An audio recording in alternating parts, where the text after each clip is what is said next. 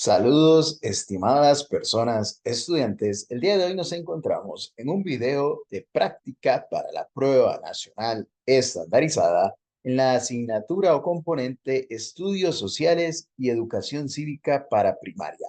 Vamos a dar inicio con la lectura de la primera de las preguntas y se lea la siguiente información.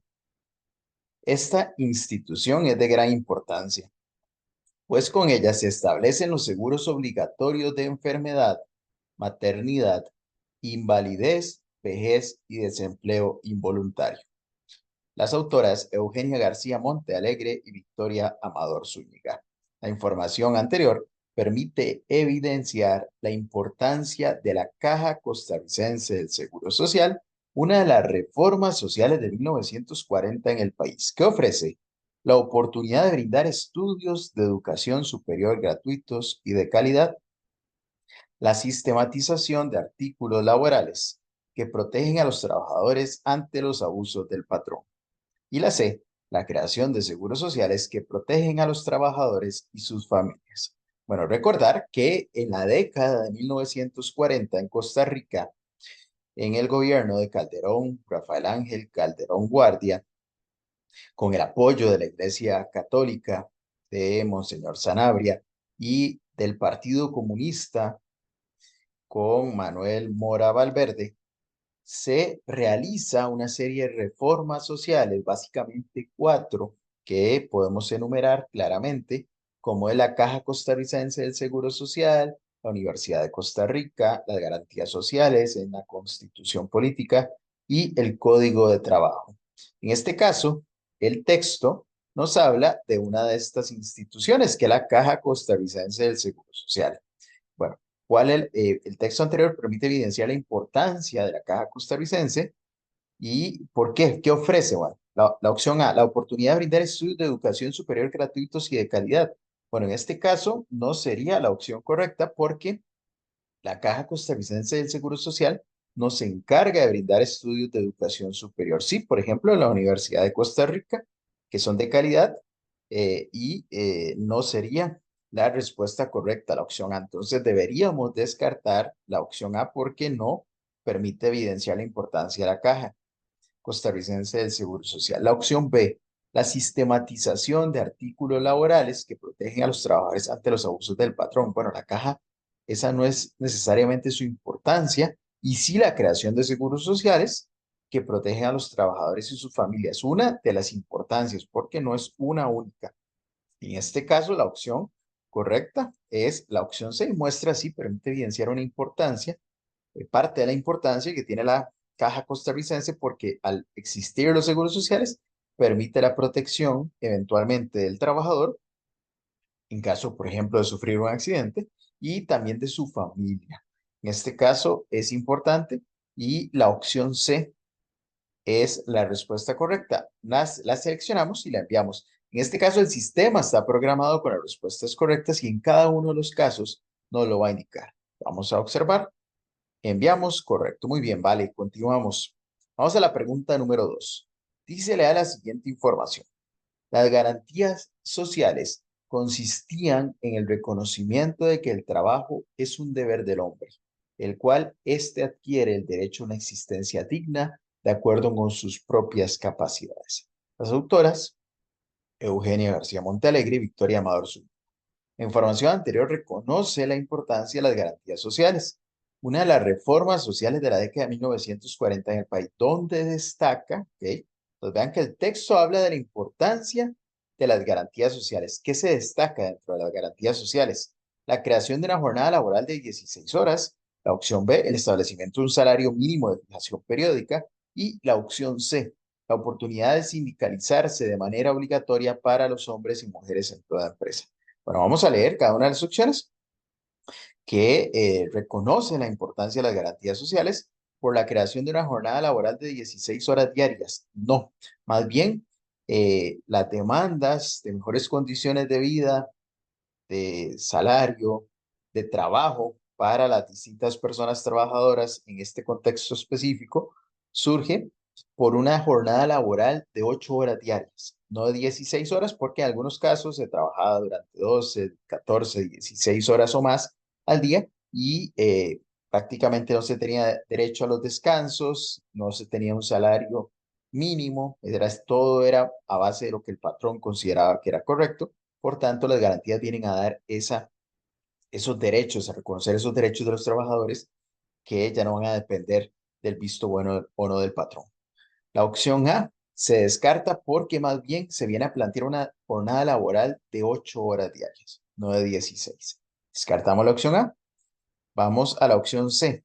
La oportunidad de sindicalizarse de manera obligatoria. Acá donde dice de manera obligatoria no es correcto porque el derecho a sindicalizarse que lo tienen los trabajadores pues es de manera, eh, no es obligatoria, sino de manera voluntaria. Cada uno de los hombres, mujeres trabajadoras de este país, de alguna empresa, tienen el derecho de sindicalizarse o de organizarse, de pertenecer a un sindicato, pero no de manera obligatoria, sino de manera voluntaria. Por tanto, descartamos la opción C y sí se reconoce la importancia de las garantías sociales en el establecimiento de un salario mínimo de fijación periódica. Esto sí es correcto. La opción B es una de las garantías sociales establecidas así en el contexto de la década de 1940 como parte de las reformas sociales del país. Seleccionamos, enviamos y continuamos a la pregunta 3. Vamos a leer la pregunta 3. Recordarles antes que si ustedes se están preparando para la prueba nacional estandarizada en primaria, en este caso en la asignatura o componente Estudios Sociales y Educación Cívica, hay disponible dos opciones para prepararse: un curso y prácticas exclusivas que hemos elaborado y que pueden obtener, en este caso sus encargados legales, me pueden escribir si gustan obtener alguna de las dos opciones disponibles que les brinden la información. De algunas de las dos opciones disponibles se pueden adquirir acá abajo en la descripción del video, que es el número de teléfono al que me pueden escribir si gustan que les brinde la información sus padres, madres o encargados legales. Vamos a la pregunta número 3. Lea la siguiente información: para completar y robustecer toda edificación que la política social del gobierno y la reciente legislación en esas materias han levantado, el presidente Calderón Guardia ha propiciado, con el concurso de la Secretaría de Gobernación y de la Comisión Codificadora, la promulgación de un código de trabajo que resuelva conforme a derecho. Eugenia García Montalegre y Victoria Amador Zúñiga. De acuerdo con la información anterior, el Código de Trabajo permite resolver los conflictos laborales porque, entonces vean que se promulga, esa es la idea del gobierno y de los distintos sectores sociales que están aglutinados y que demandan la creación del Código de Trabajo para que resuelva conflictos. ¿Conflictos como? Con base o conforme a derecho. Y por tanto, los conflictos laborales, entre sus puntos se encuentra la creación del Ministerio de Trabajo. La opción B gestiona la lucha sindical en pro de la defensa efectiva de los derechos exclusivamente de los trabajadores urbanos.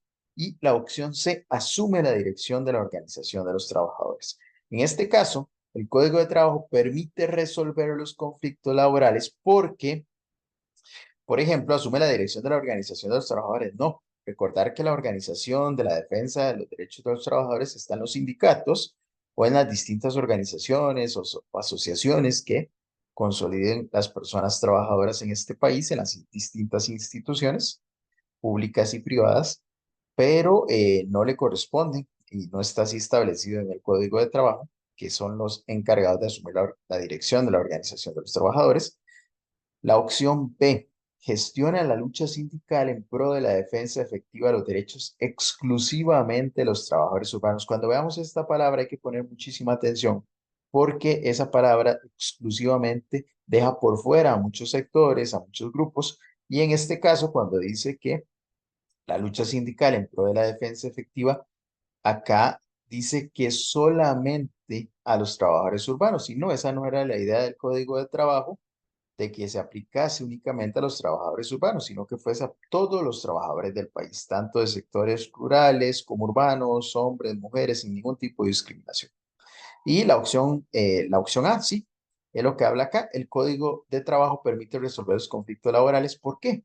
Porque entre sus puntos se encuentra la creación de un ministerio, Ministerio de Trabajo, que se llama así, Ministerio de Trabajo y Seguridad Social, hoy día tiene ese nombre, y que se encarga de resolver todos los conflictos laborales en el país. Vamos a leer la explicación que incluye la pregunta. Vamos a seleccionar la opción A, que es la correcta. La vamos a enviar y vamos a prestar atención a la explicación. Son 4 puntos a destacar. Quiero destacarlos que se plantean dentro del Código de Trabajo. Por ejemplo, el primero, la creación del Ministerio de Trabajo. Un segundo, establecimiento de la negociación colectiva en los problemas suscitados entre patronos y trabajadores.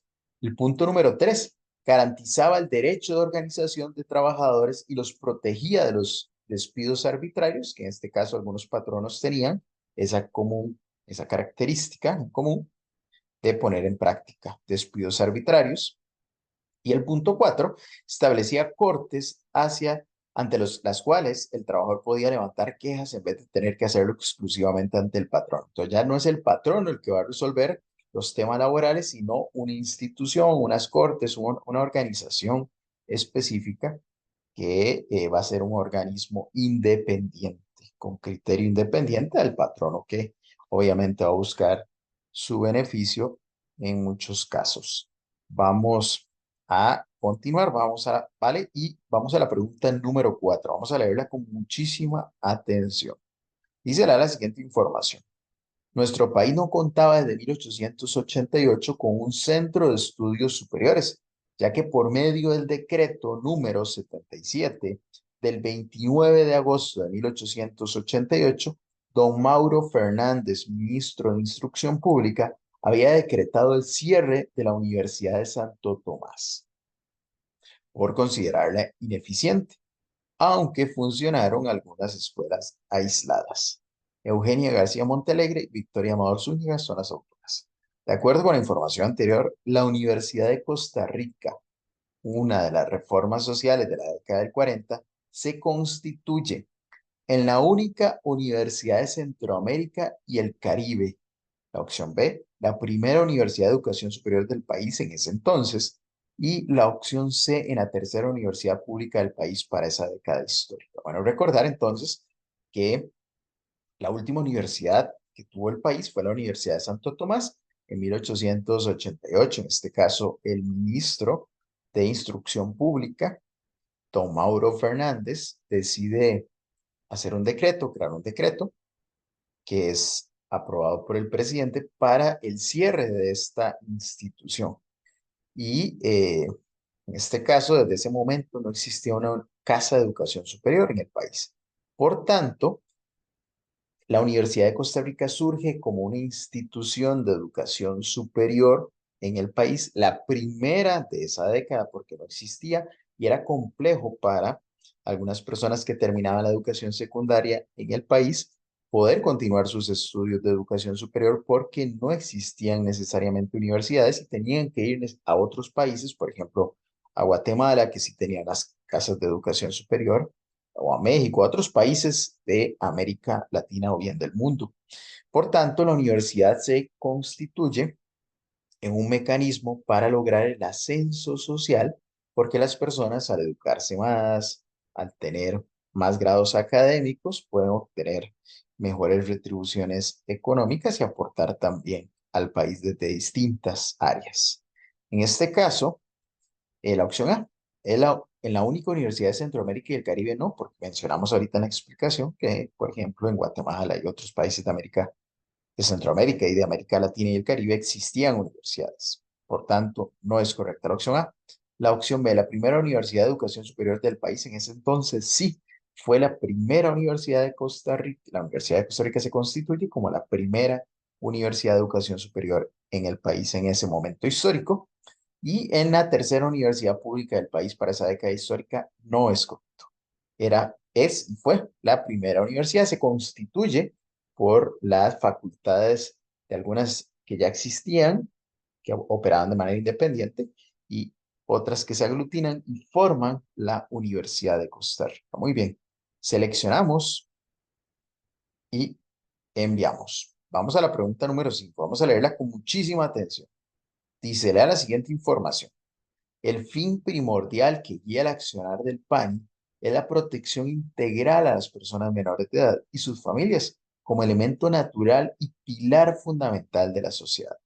Para cumplir con ese cometido, la institución se rige por varios principios, dentro de los cuales se destaca el respeto al interés superior del niño, la premisa de que la familia constituye el medio idóneo para lograr el desarrollo integral del ser humano, la protección integral de los niños, niñas y adolescentes, así como el reconocimiento de sus derechos y el respeto a la dignidad humana y el espíritu de solidaridad. Ley Orgánica del Patronato Nacional de la Infancia, que son las siglas de PANI. De acuerdo con la información anterior, una de las funciones que tiene el PANI es A. Colaborar con las entidades en la promoción y ejecución de proyectos y programas específicos en materia de niñez y adolescencia. La opción B. Brindar asesoría legal a los encargados legales en temas de protección de los derechos del consumidor. Y la opción C. Aplicar principios generales de trabajo a las personas menores de 12 años. Bueno, vamos a retomar. Entonces, en el artículo se plantea la ley orgánica del PANI, en donde se destaca que su idea, su accionar, su guía es la protección integral, es decir, en distintos aspectos, en la salud, en la educación, en la cultura, entre otros, de las personas menores de edad y sus familias. Y el interés siempre va a ser el interés superior de eso lo guía. Entonces, teniendo esta guía de punto, con la información que se coloca en el texto, ¿cuál es una función que tiene el Patronato Nacional de la Infancia? Entonces, por ejemplo, aplicar principios generales de trabajo a las personas menores de edad. Bueno, en Costa Rica está prohibido el trabajo de las personas menores de 12 años. Por tanto, no es correcta la afirmación C. Descartamos de inmediato la información de la opción C. La opción B, brindar asesoría legal a los encargados legales en temas de protección a los derechos del consumidor. Bueno, en este caso, Patronato Nacional de la Infancia no se encarga de brindar ninguna asesoría legal en temas de protección de los derechos del consumidor en Costa Rica. Esto está a cargo de otra institución, de otro ministerio y no corresponde en este caso. Y la opción A, sí, es una de las funciones del PAN, colaborar con distintas entidades, es decir, con distintas instituciones públicas, privadas, etcétera, en la promoción y en la ejecución de proyectos y programas específicos en materia de niñez y adolescencia. Sería la opción A, la correcta, la colocamos, la seleccionamos y la vamos a enviar. Muy bien, vamos a continuar. Vamos a la pregunta 6. Antes recordarles que si ustedes se están preparando para la prueba nacional estandarizada primaria, en el componente o asignatura Estudios Sociales y Educación Cívica hay disponible dos opciones. Un curso, así como prácticas que hemos elaborado y que se encuentran disponibles a la venta para que sus encargados legales, padres, madres de familia me puedan escribir acá abajo si se encuentran interesados en adquirirla. Acá abajo en la descripción del video queda el número de teléfono al que me pueden escribir si gustan adquirir alguna de las opciones disponibles. Vamos a la pregunta número 6. Vamos a leerla con muchísima atención. Lea la siguiente información. María es una niña de 10 años que vive en el cantón de Garavito, en la provincia de Punta Arenas. No puede asistir a la escuela de su comunidad porque sus encargados legales le piden que debe realizar la limpieza del hogar, el cuidado de sus hermanos menores y adicional, trabajar 3 días a la semana en la finca sembrando piña. De acuerdo con la información anterior, ¿cuál es un derecho lesionado a María por parte de sus encargados legales? La opción A, derecho a libre tránsito, la opción B, derecho a la vida, y la opción C, derecho a la enseñanza gratuita y obligatoria. En este caso, hay varios derechos que se están viendo lesionados por parte de los encargados legales hacia María, sobre todo porque tienen 10 años. Anteriormente, la pregunta anterior indicamos que una persona de menos de 12 años no puede trabajar, y menos en labores insalubres y peligrosas como puede ser en una finca con piña. Por tanto, hay varios derechos que se están lesionando, pero en este caso específico, al no poder asistir al centro educativo, como se indica acá en la información, no puede asistir. ¿Por qué? Porque tiene una serie de tareas encargadas durante el día que no le permiten asistir. Bueno, se le está lesionando su derecho a la enseñanza gratuita y obligatoria. no al libre tránsito y no el derecho a la vida, sí el derecho a la enseñanza gratuita y obligatoria. Entonces nosotros seleccionamos la opción C, la enviamos y vamos incluso a leer una explicación que tiene la pregunta. Adicional a la lesión del derecho a la educación, también se compromete el derecho a la salud y el trabajo para personas menores de 12 años, el cual, como indicamos, está prohibido en Costa Rica, es ilegal por la gravedad de la labor realizada en una finca agrícola. Además, vean que María es una niña de tan solo 10 años. Entonces, tenemos la respuesta correcta, pero además, adicional, queremos agregar la explicación. Vamos a continuar. Vamos a la pregunta número 7. Lea la siguiente información. Marcos es una persona estudiante de 12 años que se encuentra matriculado en un centro educativo del Cantón de Tibás, en la provincia de San José.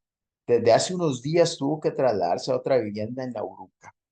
Su mamá conoció una nueva pareja, la cual convive junto a Marcos en el hogar desde hace 2 meses, pero en la última semana la nueva pareja le exige a la mamá que expulse de la casa a Marcos por considerarlo un irresponsable. De acuerdo a la información anterior, ¿cuál es un derecho lesionado a Marcos por parte de su mamá y la nueva pareja? Derecho a la vida familiar, opción A. Derechos culturales y recreativos y la opción C, derecho a la atención médica. Bueno, en este caso, la mamá de Marcos, la nueva pareja de Marcos, que quiere que Marcos no viva, Marcos es una persona estudiante, un niño de 12 años, que no quiere que viva en la casa junto a su mamá, en este caso se le está lesionando el derecho a la vida familiar. Eso es lo que se le está lesionando a Marcos. Obviamente también hay otros derechos que se están relacionando junto a esta lesión, pero específicamente, claramente se determina que al no querer que Marcos, que es un niño, pueda vivir en su casa, se le está violentando su derecho a la vida familiar. Derechos culturales y recreativos en este caso no, y derecho a la atención médica tampoco directamente. Vamos a seleccionar, vamos a enviar y vamos incluso a ver una pequeña explicación en el Código de la Niñez y la Adolescencia. Se indica en el artículo 30, derecho a la vida familiar. ¿Qué incluye el derecho a la vida familiar? Las personas menores de edad tendrán derecho a conocer a su padre y madre, asimismo a crecer y desarrollarse a su lado y a ser cuidados por ellos. Tendrán derecho a permanecer en su hogar, del cual no podrán ser expulsadas ni impedidas de regresar a él, salvo decisión judicial que así lo establezca. Entonces vean que en este caso a Marcos, se le está violentando su derecho a la vida familiar. Vamos a continuar, vamos a la octava y última pregunta. Antes de recordarles, invitarlas a suscribirse al canal para que estén pendientes de nuevas notificaciones, de nuevas prácticas en la asignatura de Estudios Sociales de Educación Cívica para primaria. Vamos a continuar con la lectura de la pregunta número 8. Da la siguiente información. El IMAS tiene como finalidad resolver el problema de la pobreza extrema en el país, para lo cual debe planear, dirigir, ejecutar y controlar un plan nacional destinado a dicho fin. Para ese objetivo utilizará todos los recursos humanos y económicos que sean puestos a su servicio por los empresarios y trabajadores del país, instituciones del sector público, nacionales o extranjeras, organizaciones privadas de toda naturaleza, instituciones religiosas y demás grupos interesados en participar en el Plan Nacional de Lucha contra la Pobreza. La información se obtiene de la Ley de Creación del Instituto de Ayuda Social Mixto de Ayuda Social, IMAS. De acuerdo con la información anterior, el IMAS es una institución que brinda ayudas a las personas de bajos recursos económicos, por ejemplo, con el siguiente servicio. Opción A, las personas extranjeras sin importar su condición económica y que buscan obtener su nacionalidad. Opción B, el programa de hogares conectados para todas las personas mayores de 18 años del país y la opción C, el programa Avancemos para personas estudiantes de primaria y secundaria que se encuentren matriculados en algún centro educativo y que estén en condición de pobreza extrema o pobreza básica.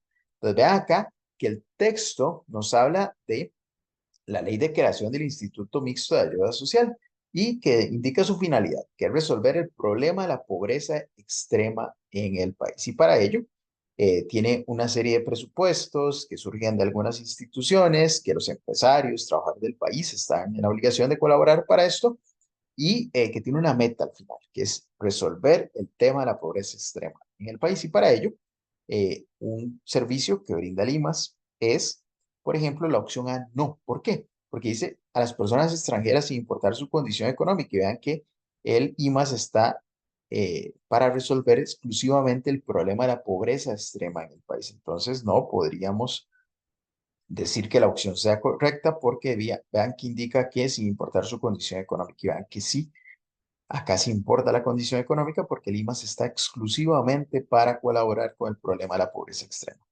La opción B, el programa de hogares conectados para personas, para todas las personas mayores de 18 años. Sí, por ejemplo, el servicio de hogares conectados sí es un programa que ofrece el IMAS, pero no para todas las personas mayores de 18 años, sino para personas que califiquen, que tengan la condición de pobreza y tiene una serie de requisitos que vamos a ver el objetivo. En la explicación de la pregunta está el objetivo. Vamos a leer con calma. Entonces, la opción B no por ese detalle, porque no es para todas las personas mayores de 18 años del país, sino para las personas que califiquen y que estén en condición de pobreza. Y la opción C sí, el programa Avancemos para personas estudiantes de primaria y secundaria que se encuentren matriculados en algún centro educativo y que estén en condición de pobreza extrema o pobreza básica. Ese es un requisito y es uno de los servicios de los programas que ofrece el Instituto Mixto de Ayuda Social. Por tanto, la opción C es la correcta. Nosotros seleccionamos, enviamos y vamos a leer con muchísima atención la explicación. Para recordar, el programa Hogares Conectados sí se encuentra a cargo de Limas y su objetivo es el siguiente: reducir la brecha digital facilitando las mismas oportunidades a hogares en situación de pobreza para que tengan acceso a Internet de manera segura, responsable y productiva, para buscar información clave e importante para el estudio, para el trabajo y para la vida diaria.